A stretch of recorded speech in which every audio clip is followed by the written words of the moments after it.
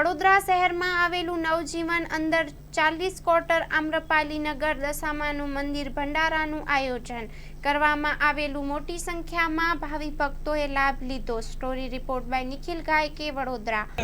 જી બેન, શું કાર્યક્રમ રાખવો જોઈએ, કયો વિસ્તાર છે અને કેટલા વર્ષોથી આ કાર્યક્રમ કરો છો? આમ્રપાલી નગર 40 ક્વાર્ટર અખાણાની સોસાયટીની બાજુમાં નવજીવન આજવા રોડ।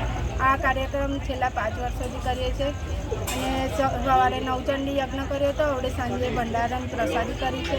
ભાવિ ભક્તો આવ્યા છે, 4 થી 5 હજાર હજી ચાલુ છે ભંડારો।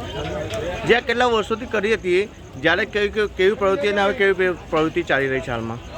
પહેલાંની પ્રવૃત્તિ થોડી ઓછી હતી, હવે વધારે થઈ રહી છે।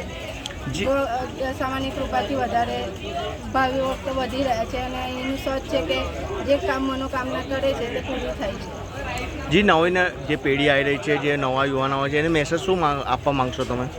એ લોકોને મેસેજ આપવા માંગે કે કાયમ તમે પણ આવો, અહીંની પ્રસાદી લો, અહીંના દર્શન લો, જે તમારી ઈચ્છા હોય તે પૂરી થશે। જી, આપનો પરિચય? હું રોશની સરકાર, આમ્રપાલી નગર અખણા સોસાયટી પાછળ નવજીવન આજવા વિસ્તાર છે આપણો।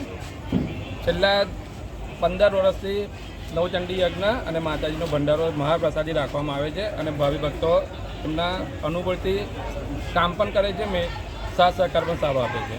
જે આ ભંડારામાં કેટલા યુવા યુવતીઓ જે ભાગ લીધો હશે, જે જમણ લીધો હશે? જમવામાં નહીં 4 થી 5 હજાર લોકોનું જમણવાર રહે છે। દર વર્ષે 4 થી 5 હજાર લોકોનું રહે છે, પ્રસાદીનો લાભ લે છે અને જયંબેનગર યુવક મંડળ અને આમ્રપાલી નગર યુવક મંડળના છોકરાઓ સાથ સહકાર સારો રહે છે। બે ગ્રુપ દ્વારા શાંતિનગર છે, આ 2 ગ્રુપ દ્વારા ભંડારો ધામધૂમથી કરવા। તમે કેટલા વર્ષોથી કરો છો ને શું પબ્લિકને મેસેજ આપવા માંગો છો, જે હમણાંની યુવા પેઢી ઊંધી લાઈન પર જઈ રહી છે?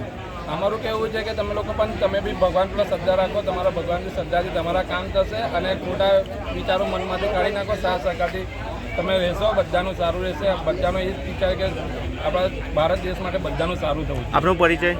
મારું નામ અજય પવાર છે।